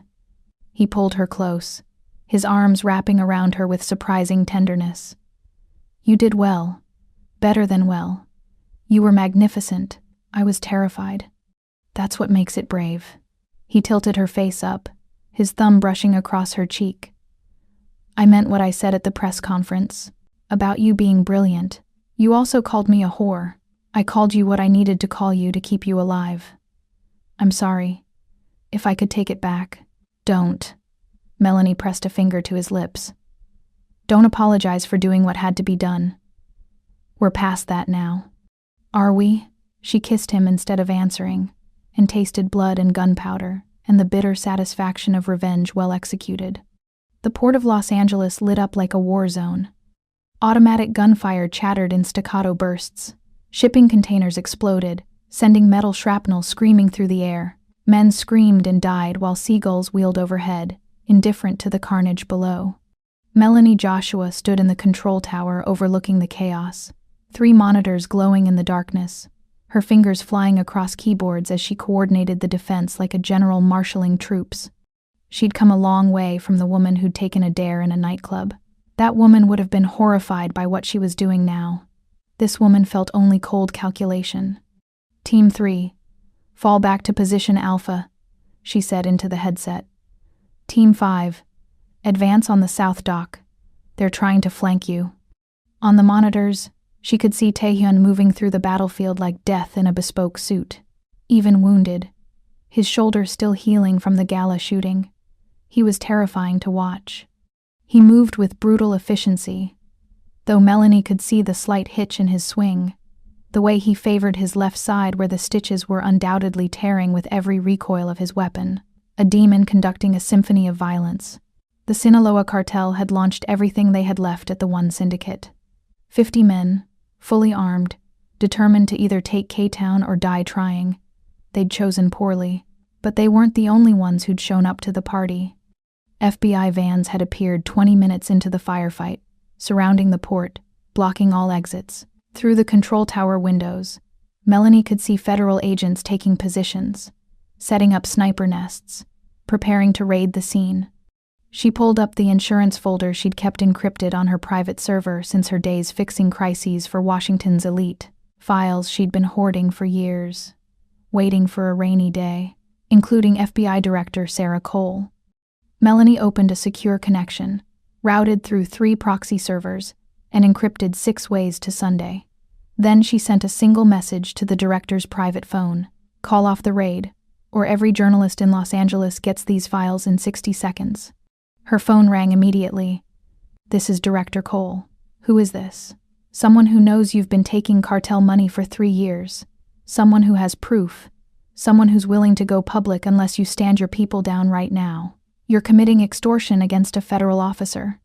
You're committing treason against the United States. I win. Melanie pulled up the files on her second monitor, finger hovering over the send button. You have 30 seconds to decide. Call off the raid, or explain to Congress why you've been enabling narcotics trafficking. Silence on the line. Heavy, weighted with the sound of a career ending in real time. Stand down, Director Cole said finally, and Melanie heard her relay the order through a different radio. All teams, stand down, return to base. Through the window, she watched the FBI vans pull out one by one, leaving the port to the violence, leaving the criminals to kill each other without interference. If these files ever surface, the director began, they won't. As long as you stay out of K-Town, as long as you forget the one organization exists, these files stay buried. Melanie closed the connection, cutting off whatever threat was about to follow. She'd just blackmailed the FBI, made the federal government back down through sheer force of leverage, and she felt absolutely nothing. Melanie. Taehyun's voice came through the headset, rough with exhaustion. We have a problem. She pulled up his body camera feed. The image shook as Taehyun kicked open the door to a shipping container converted into an office. His men dragged Fred in behind him, dumping the battered agent into a chair, but they weren't alone. Standing in the shadows, aiming a handgun directly at the camera lens, at Taehyun's chest, was one Ji-hoon. Melanie. Taehyun's voice came through the headset, breathless and distorted by static. Get down here. She didn't ask questions. She ripped off the headset, grabbed the physical drive containing the blackmail files, and ran for the stairs. She wasn't going to watch the end of the war from a screen. She burst out of the tower and sprinted across the tarmac, the smell of smoke and ozone thick in her lungs. She reached the open container just as Ji-hoon stepped out of the shadows to face Taehyun. Hello, brother, Ji-hoon said. Surprised to see me? Not really. Taehyun kept his aim steady. Melanie found the evidence. I've known for days. And yet you did nothing. Still hoping I'd prove her wrong? Ji-hoon's eyes flicked to the doorway, spotting Melanie the second she arrived. He moved faster than thought. He kicked Fred's chair over, sending the agent sprawling to create a distraction. As Taehyun flinched, Ji-hoon lunged, snatching Melanie from the doorway and yanking her back against his chest. He dug the barrel hard into her temple. No more pawns, Ji-hoon spat, ignoring Fred groaning on the floor. Just leverage. He tightened his grip on Melanie. Always so sentimental. Father's greatest weakness, passed down to his eldest son. Ji-hoon, put the gun down, Taehyun said, his voice dropping to a terrifying calm. We can talk about this. Talk? The younger man's face twisted with rage. The time for talking ended 5 years ago when you murdered our father. I didn't kill him. He had a heart attack, caused by the poison you'd been feeding him for months. I found the medical records, Taehyun. I know what you did. Ji-hoon's hand shook, the gun wavering. You wanted control of the organization. You couldn't wait for him to die naturally, so you helped things along. Taehyun's expression never changed. I didn't poison father, but even if I had, which I didn't, he was dying anyway. Cancer. Inoperable. He had 6 months, maybe less. He told me himself, the night before he died. Lies. You're lying to protect yourself. Check the medical records again. Look at the hospital files, not the death certificate. He had stage 4 pancreatic cancer. He kept it secret because he didn't want the organization to see him as weak. Taehyun lowered his gun slightly, his voice softening. I didn't kill Father Ji-hoon. I mourned him. I still mourn him. Ji-hoon's face crumpled, doubt creeping in. But the poison, pain medication. He was taking massive doses to stay functional in his final months. The medical examiner mistook the levels for poisoning because no one knew he had cancer. Taehyun took a step closer. You've been manipulated. The Sinaloa operation fed you false information, knowing you'd believe it because you were young when father died. They needed a wedge between us, and you gave them one. Melanie felt the cold steel of the barrel digging into her temple. She held her breath, staring into Taehyun's eyes, willing him to see that she wasn't afraid, that she trusted him to take the shot. She made you weak, Ji-hoon said, his voice cracking, though he didn't lower the weapon. He tightened his grip on her, using her body as a shield. That woman. Melanie. She's turned you soft. No, Taehyun said quietly, his gaze locking onto his brother's one last time. She made me a king. He pulled the trigger. The shot was surgical, passing inches from Melanie's ear and striking the hand holding the gun. Ji-hoon screamed, releasing Melanie as his weapon clattered to the floor. She scrambled away, hitting the metal floor of the container and rolling to safety behind a crate. Ji-hoon stumbled back, clutching his ruined hand, shock written across his face. You shot me, he gasped. You actually shot me. You betrayed me. You sided with our enemies. You tried to destroy everything father built. Taehyun's voice was flat, emotionless. He didn't look at Melanie. His focus was entirely on the threat. Did you think there wouldn't be consequences? I'm your brother. Were, past tense. Taehyun stepped forward, aiming the gun at Ji-hoon's head. I loved you, protected you, gave you everything, and you repaid me with treachery. Taehyun, wait, Melanie gasped, the ringing in her ears deafening from the gunshot. Don't, Taehyun said, his voice cold. He didn't look away from his brother. This is family business. Melanie watched from the floor, heart hammering against her ribs, as Taehyun looked at his younger brother, the last blood relative he had in the world, and made his choice. The gunshot echoed through the port. Seagulls scattered into the night sky, and one Ji-hoon fell to the floor of the shipping container, a neat hole between his eyes, gone before he hit the ground. Taehyun stood over the body for a long moment, then he turned to Fred, still zip-tied to the chair, and staring in wide-eyed horror. Taehyun pulled out his phone. The files on you specifically. They're being transferred to the Department of Justice as we speak. The director has agreed to sacrifice you to save herself. You'll be the lone wolf, the scapegoat. You'll spend the rest of your life in federal prison, if you're lucky. You son of a bitch, Fred spat. You can't. I already did. Consider it a gift from my associate. Taehyun holstered his gun and finally turned to Melanie. He walked to her, offering a hand to help her up. She took it, her fingers trembling slightly, but when he pulled her to her feet, she didn't let go. They walked out of the container together, leaving the bodies and the betrayal behind them. Outside, the first light of dawn was breaking over the port. The battlefield had gone quiet. The surviving cartel soldiers either dead or fled. Taehyun's forces were securing the area, stacking bodies, erasing evidence. By noon, The official story would be a joint FBI private security raid on a domestic terror cell gone wrong. Heroic, tragic, and completely fabricated. No one would ever know the truth. He looked at her, and his eyes were hollow, empty in a way she'd never seen before. "I killed my brother," he said. "I know. Does that change things?" "No." She took his hand, lacing their fingers together. Blood-stained and gunpowder-scented and perfect in its honesty. "We're past the point of redemption. Both of us. Are you saying you're staying?" "I'm saying I don't have anywhere else to go. You destroyed my reputation, remember? Made me unemployable. Froze my assets." She smiled without humor. "You made sure the only place I could survive was by your side. I'm a monster." "So am I." She pulled him closer, her other hand cupping his face. "We can be monsters together." He kissed her there in the dawn light, surrounded by the evidence of their violence, and it tasted like victory and damnation in equal measure. 6 months later, they returned to the Red Room.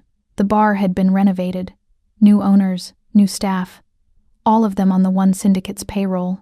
The VIP section where Melanie had taken that fateful dare was now blocked off permanently, reserved for Taehyun and his inner circle. A throne room in a kingdom of vice. Melanie sat between Taehyun's legs on the velvet banquette, wearing a dress that cost more than her old apartment and a diamond necklace worth more than the bar itself. Her natural curls fell free over bare shoulders, and her makeup was dramatic. Gold shimmer and dark lips, and the kind of confidence that came from knowing you were untouchable. The One organization had expanded in the past 6 months. With the Sinaloa cartel crippled and the FBI neutralized, they'd absorbed territory like a spreading infection. K-Town, the port, half of downtown LA. Taehyun wasn't just a crime lord anymore. He was a king, and everyone knew it, and Melanie was his queen. She'd transformed the organization's operations, legitimizing their business fronts, creating shell companies and charitable foundations that laundered money so efficiently the IRS couldn't touch them. She'd turned the One Syndicate into a corporate empire indistinguishable from any other Fortune 500 company, except theirs had significantly better profit margins and absolutely no oversight. "Remember this place?" Taehyun murmured against her ear, his hand tracing patterns on her bare thigh.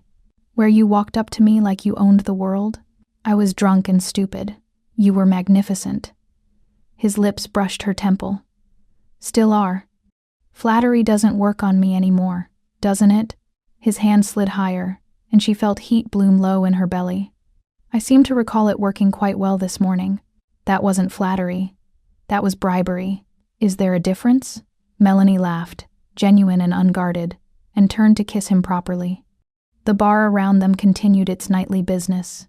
Deals being made, loyalties being tested, the machinery of organized crime grinding along smoothly.